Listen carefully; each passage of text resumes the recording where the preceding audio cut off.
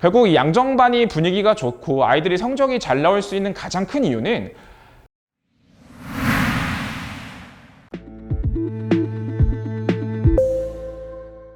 네, 안녕하세요 학부모님들. 저는 다원교육에서 수학을 가르치고 있는 수학 강사 양도인이고요. 네, 이번 영상에서는 우리 이번 1학년 양정 친구들이 중간고사 대비를 위해서 어떤 전략으로 공부를 하면 좋을지, 작년 기출문제를 보면서 어떤 식으로 출제가 되었으며 그걸 통해서 어떤 식으로 대비를 하면 효율적인지에 대해서 간략하게 설명을 드릴 거고요. 네, 첫 번째로 이제 먼저 살펴볼 내용은 작년에 1학년 2학기 중간고사가 어떻게 출제가 되었는지인데, 사실 작년 문제 스타일이 그대로 유지된다는 보장도 없고, 사실 올해는 작년과 비교했을 때 객관식 문항이 조금 더 늘었죠. 물론 지금 작년에도 객관식이 TF 3문항과 13개를 합쳐서 총 16개긴 하지만 지금 올해는 TF가 전혀 출제가 되고 있지 않기 때문에 아마 그냥 생으로 객관식이 16개, 많으면 7개까지 출제가 될 수 있고, 서술형은 보통 2개 또는 3개 정도가 출제가 될 것이라고 보는데, 작년에는 서술형이 특이한 건 이제 내문항이 출제가 되었습니다. 내문항이 출제가 된 이유는 이번 시험 범위에 이제 명제가 들어가다 보니까 기본적으로 부등식 또는 어떤 명제를 증명하는 라이팅이 출제가 될 수 있기 때문에 서술형이 다른 1학기 시험 또는 이번 기말고사와 비교를 해봤을 때 이번 중간고사에서는 특이하게 서술형이 조금 많을 수 있다. 라이팅을 출제하게 되면 아마 서술형이 3+1로 아마 내문항이 출제가 될 확률이 높기 때문에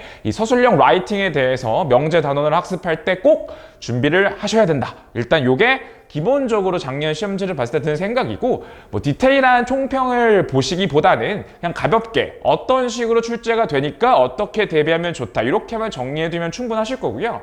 네, 먼저 첫 번째로는 이제 부교재에 대한 철저한 준비죠. 이제 올림포스 부교재에서 이제 많이 출제를 하려는 태도가 1학기 내내 보였기 때문에 아마 이번 2학기에서도 꽤 많은 문제에서 연계가 될 것으로 보입니다. 근데 중요한 건 그거죠. 사실 올림포스 고난도의 문항들인 일일이 뜯어보면 사실 그렇게 수학적으로 완성도가 높기보다는 좀 지저분한 문제들이 많습니다. 그래서 이 지저분한 문제들에서 우리 학생들이 대비를 해야 되는 건, 나 이 지저분해, 나 이거 풀이대로 푸니까 너무 오래 걸려, 이 풀이대로 풀면 되는 게 아닌 거죠. 결국 출제한 사람의 의도를 정확하게 간파를 해서 그 의도에 걸맞은 효율적인 풀이 방법을 아는 게 중요한 거죠. 사실 아이들 입장에서는 올림포스를 해설지 보면서 여러 번 질문하면서 여러 번 푸는 것도 중요하겠지만, 보다 더 중요한 건 올림포스 문제가 숫자만 바뀌어서 나오는 문제는 누구든 풀 수 있는 거고, 이 올림포스에 나와 있는 어려운 문제를 바꿔서 냈을 때 우리 아이들이 빠른 시간 안에 풀 수 있는지가 중요한 거니까, 결국 중요한 건 작년에 이 12번 문제에서 애들이 굉장히 많이 무너졌는데, 이유는 사실 거의 원소가 5개를 4개로만 바꾼 거지만 별로 안 바뀐 것 같지만, 사실 이 문제의 근본 아이디어를 간파하지 못했다면, 사실 저 문제를 저는 아이들에게 설명해 줄 때 등차 수열의 아이디어를 활용해서 푸는 방법을 설명해 줬었는데, 사실 그 아이디어로 풀지 않으면 해결하는데 정말 오래 걸리거든요. 일일이 확인을 계속 해야 되는 시간이 굉장히 많이 소모가 되는 문제다 보니까, 사실 이 문제를 잘 푸냐 못 푸냐가 1, 2등급을 가르는 문제라고 할 정도로 이 문제에서 많은 학생들이 무너졌습니다. 결국 이렇게 무너지지 않으려면 단순히 많이 푸는 게 중요한 게 아니라는 거죠. 어떻게 푸냐, 누구한테 푸는 방법을 배웠느냐가 중요한 거기 때문에, 저한테 만약에 배웠다면 저희 반에서 작년에 잘 본 친구들은 다 제가 알려준 대로 등차 수열을 활용해서 잘 풀었던데, 결국 이 올림포스 문항을 철저하게 분석해서 어떻게 효율적으로 푸는지가 정말 중요하다고 보시면 되겠고요. 네, 두 번째입니다. 결국 올림포스 아이디어를 따와서 변형하게 되는 객관식 후반부 문항들은 단순히 숫자 변형이 아니라 그 아이디어에 또 다른 아이디어를 쌓는 거죠. 사실 제가 문항에 또 다른 아이디어를 쌓는 것까지를 맞춰줄 수는 없는 거니까, 제가 아이들한테 해줄 수 있는 건 고난도 문항들을 확실하게 아이디어를 도구화시켜서 정리해 주는 거겠죠. 그래서 문항들의 아이디어를 도구화해서 아이들에게 설명을 해주고, 그 도구화를 연습할 수 있게 유사한 문항을 워크북에 실어주면서 우리 아이들이 문제를 봤을 때, 이건 이 문제니까 일단 도구화까지는 자동으로 시켜놓고 얹어져 있는 추가적인 아이디어만 해석해서 시간 세이브를 잘 할 수 있게 부교재를 대비하는 게 중요하다고 보시면 되겠습니다. 작년에도 이거 올림포스 4호부 4%에 들어있는 문항인데요. 사실 4호부 4%에 들어있는 문항의 아이디어에다가 집합을 추가해서 만든 문제로서, 사실 제가 저 추가된 아이디어까지 맞춰줄 수는 없지만 철저하게 도구화를 시켜서 기울기가 바뀌었을 때에 대한 아이디어를 연습을 잘 시켰기 때문에 저희 반 아이들은 큰 어려움 없이 잘 대처를 하는 문제였고요. 네, 다음입니다. 결국 이제 객관식 후반 문항, 비연계 문항을 맞추냐 못 맞추냐가 1등급과 2등급을 가를 수 있는 중요 포인트라고 생각을 하는데, 결국 작년에 출제되었던 서술형의 후반부에 있는 서술형 3번도 오답률이 꽤나 높았습니다. 이유는 함수가 다를 수 있게 이제 정의역의 집합을 조절하는 문제인데, 아이들이 같은 함수가 상등일 때와 상등이 아닐 때의 풀이법을 정확하게 정리해두지 않아서 아이들이 실수가 많았던 겁니다. 사실 같은 함수, 다른 함수 비슷해 보이지만 함수가 같을 때와 다를 때는 유형별로 엄연한 차이가 있죠. 그래서 저는 항상 아이들에게 설명할 때 철저하게 유형 분석을 통해서 함수가 같을 때와 다를 때 한 문제를 세트로 실어놓고, 같을 때는 이렇게 다를 때는 이렇게 철저하게 유형 분석을 해놨기 때문에 저희 반 상위권 친구들은 크게 어려움 없이 잘 풀었겠으나 실수를 유발할 수 있는 굉장히 잘 만들어진 문제입니다. 그래서 결국 이 우리 아이들이 실수에 당하지 않으려면 나 이거 풀어봤어가 중요한 게 아니라 철저하게 유형별로 머릿속에 집어넣는 게 중요한 거죠. 결국 이 내신 기간에는 수학도 살짝 암기 과목 느낌으로 철저한 유형 분석을 하는 게 중요하고, 제가 만들어진 교재를 통해서 제가 시키는 대로, 제가 이끄는 대로만 잘 따라올 수 있다면 유형 분류에 대한 걱정은 전혀 하지 않으셔도 될 거고요. 네, 다음입니다. 다음은 결국에 작년 시험지 중에서 이제 가장 어려웠던 문제입니다. 결국 가장 어려웠다는 건 아이들이 처음 본 문제일 확률이 굉장히 높은 거죠. 하지만 작년에 비연계 문항에서 출제된 킬러 문항에서는 사실 제가 부교재에서 다른 학교 기출을 분석을 해서 낯선 상황 중에 하나를 집어넣었던 거에서 그대로 비슷한 아이디어가 나왔습니다. 그렇기 때문에 사실 작년에 저희 반 1등급 보통 학교 시험을 잘 보던 친구들, 그리고 시험 대비를 열심히 한 친구들은 이 문제를 큰 어려움 없이 맞출 수 있었는데, 결국 우리 양정의 1등급을 가를 수 있는 비연계 킬러를 맞추려면 사실 제가 열심히 노력을 해서 제 부교재에 비슷한 아이디어 문제를 실어주면 그걸 통해서 맞추는 게 우리 아이들에게는 가장 효율적인 방법이겠죠. 물론 제가 신이 아니기 때문에 제가 실어주지 않았던 낯선 상황에서 출제가 될 수도 있습니다. 결국 양정에 왜 1등급이 어렵냐, 왜 우리 아이는 공부를 열심히 하는데 한 2, 3등급에서 멈추는 거냐, 결국 이 낯선 상황을 해석할 수 있냐 없냐의 싸움인 거거든요. 물론 여러분 수학적으로 굉장히 타고난 친구들은 낯선 상황을 많이 접해보지 않아도 당연히 요게 궁금한 거니까 요 상태로 끌고 나가면 풀리지 않을까가 떠오르겠지만, 이제 그게 되지 않는 친구들은 결국 낯선 상황을 많이 접해보면서 그 낯선 상황을 또 정리해서 도구화를 시키는 게 중요한 거기 때문에 그게 바로 강사의 역량이라고 생각을 하거든요. 결국 제가 이 강사들이 얼마나 많은 다양한 기출문제를 분석해서 다양한 상황을 아이들에게 연습을 시켜줄 수 있냐, 이 내신 기간이 중요한 건 단순히 개념적인 학습은 이미 방학 때 끝났어야 되고 낯선 상황을 해석하는 연습, 이게 키포인트라고 보기 때문에 제가 내신 기간에 대비를 하면서 가장 중요하게 생각하는 것이 바로 이런 부분입니다. 제가 내신 기출 교재 만들 때 정말 시간 투자를 많이 하는데 다른 학교 대치목동 기출 분석하는 게 정말 오래 걸리거든요. 그렇게 오래 걸리지만 꾹꾹 참고 하는 이유는 결국 맞추는 쾌감도 있지만, 제 입장에서 내가 실어준 문제에서 나왔다는 맞추는 쾌감도 있지만, 결국 아이들이 수학을 공부하면서 실력 상승을 하는 가장 중요한 키가 낯선 상황을 해석해보고, 수업 시간에 얘들아 생각해보고 제 생각을 애들이 들어보면서 난 양도인이랑 똑같이 했네, 나 잘하고 있구나, 난 양도인이랑 생각이 다르네, 왜 양도인은 저렇게 생각하지? 요걸 수업 시간에 계속 제가 발문하고 대답을 해보면서 그 사고 과정을 하나씩 쌓는 게 중요한 거죠.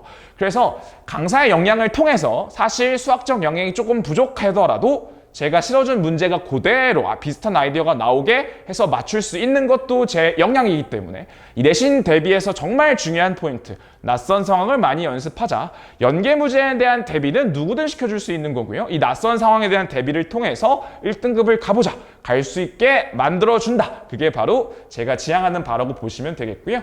네, 아까도 말씀드렸지만 이번에 서술형이 출제가 될 확률이 좀 있습니다. 작년에는 선생님들이 서술형 낼 거라고 말을 하셨고, 그렇기 때문에 학교 수업 시간에 나눠준 프린트, 그리고 수업 시간에 얘기했던 등호 성립 조건 꼭 중요해, 학교 수업 시간에 선생님이 발문하셨던 내용에서 철저하게 채점 기준도 잘 정해줬고요. 그렇기 때문에 서술형 라이팅이 나올 수는 있습니다. 그런데 크게 걱정하실 필요는 없는 건 난이도가 높은 문항이 나오진 않습니다. 옛날부터 그랬지만 서술형이 라이팅이 나오더라도 뭐 처음 보는 라이팅을 낸다기보다는 학교 수업 때 선생님이 하신 말씀을 잘 따라왔는지, 애들이 요즘 수업을 잘 안 듣기 때문에 수업을 듣는 친구는 제가 자료를 잘 받아서 수업 시간에 잘 정리해서 알려줄 거기 때문에 라이팅이 나올 수 있고, 준비만 잘하면 누구든 감점 요소 없이 잘 풀 수 있으니까 라이팅이 나올 수 있다는 점, 그러니까 연습을 해야 된다는 점만 명심하시면 여기서 큰 감점은 없을 거니까요. 네, 요 정도만 잘 정리하시면 될 것 같아요. 그래서 작년 기출을 통해서 생각해보면 결국 제가 이번 내신 대비에 제일 중요하게 생각하는 건 크게 세 가지입니다. 일단 부교재에 대한 철저한 대비, 아까 말씀드렸던 거. 그러면 선생님, 부교재 어려운 문제가 중요한 거니까 어려운 문제를 여러 번 풀고 아이디어 정리하는 게 중요하겠죠? 아니죠. 사실 부교재를 푸는 첫 번째 이유는 시간 세이브에 있기 때문에 선생님 저는 쉬운 문제 다시 풀 수 있어요.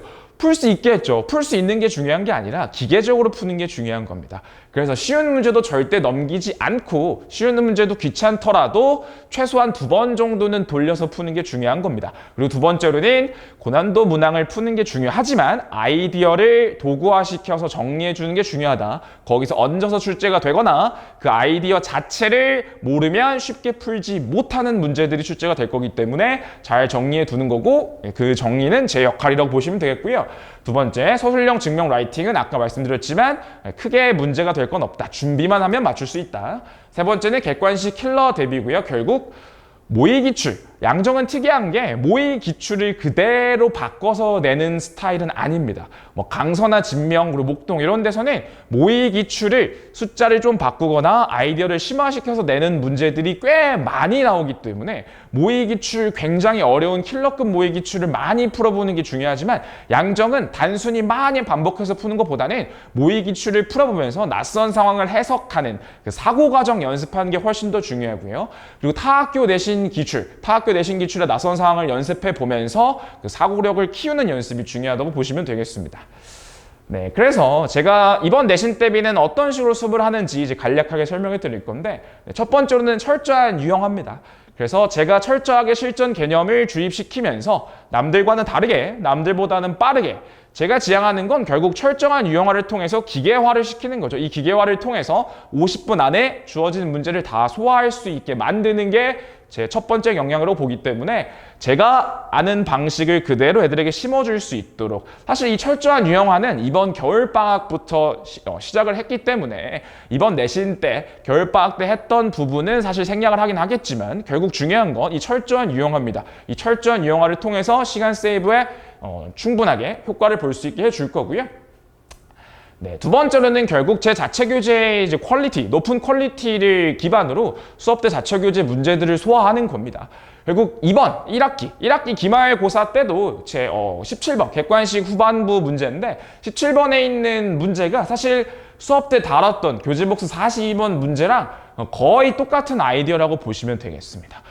그래서 사실 양정 요즘 시험 스타일을 보면 옛날에는 객관식이 15문항밖에 출제가 되지 않았기 때문에 사실 14, 15번 요 번호대 문제는 제가 사실 문제를 맞춰주기가 굉장히 힘들 정도로 낯선 상황이 많았으나 올해는 특히나 문항수가 좀 늘다 보니까 완전 낯선 상황을 선생님들이 창작하시기보다는 기존에 있는 문제를 활용하는 경향성이 좀 높아졌습니다, 여러분.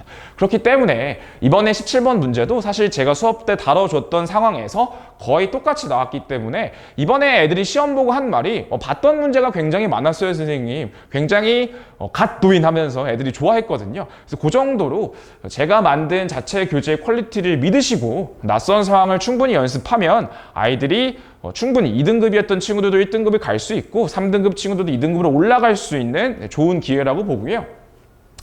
다음은 이제 부교재에 대한 철저한 대비입니다. 네, 이번 1학년 기말고사에서도 부교재 그리고 아이디어를 얹어서 만든 문제들이 많았는데 이 문제도 4594%에 있는 문제를 기반으로 조금 더 확장을 해서 만든 문제인데 저희 반 상위권 친구들은 요거를 한 1분 30초면 다 풀었다고 하더라고요. 제가 출제 아이디어를 분석해서 쉽게 푸는 방법, 할선 정리를 통해서 쉽게 푸는 방법, 확대 축소를 통해서 쉽게 푸는 방법을 정말 오랜 시간 주입을 했거든요. 그래서 그 기회 때문에 아이들이 18번 문제를 17번보다 훨씬 더 쉽게 풀었다. 18문제 시간 단축하는데 굉장히 많은 효과가 있었다. 이런 식으로 말을 해줄 정도로 저를 믿고 보내시면 부교재에 대한 대비는 철저하게 할 수 있으니까요. 네, 다음입니다.